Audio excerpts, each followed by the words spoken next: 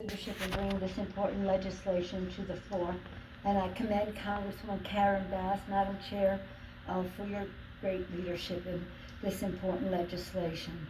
Madam Speaker, nearly 1 year ago, George Floyd gasped his last words, "I can't breathe," and ignited a nationwide reckoning on the racial injustice and police brutality in America.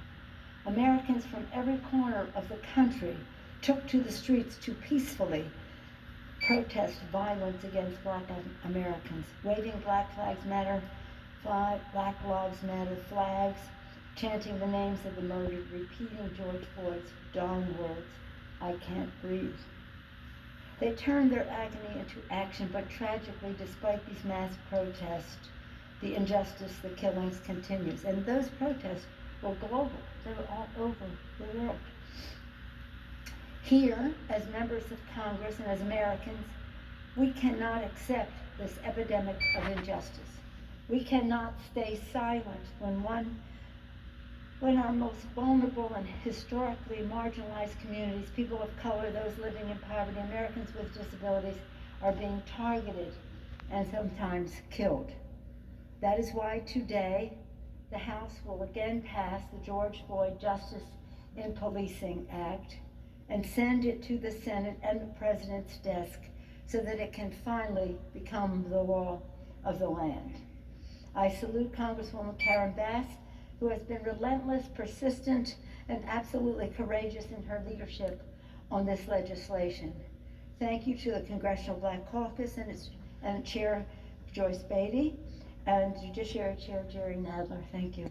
The George Floyd Justice in Policing Act fundamentally transforms the culture of policing with strong, unprecedented reforms.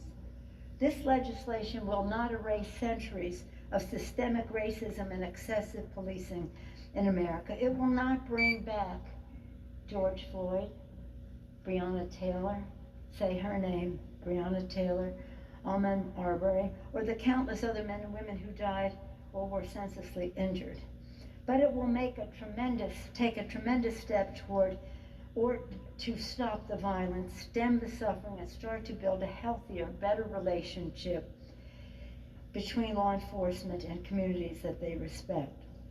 All of us here salute and are profoundly grateful to our law enforcement heroes. I grew up in a public service family. My father, my whole life at home, was Mayor of Baltimore. My brother was mayor later, Thomas D'Alessandro, in Baltimore.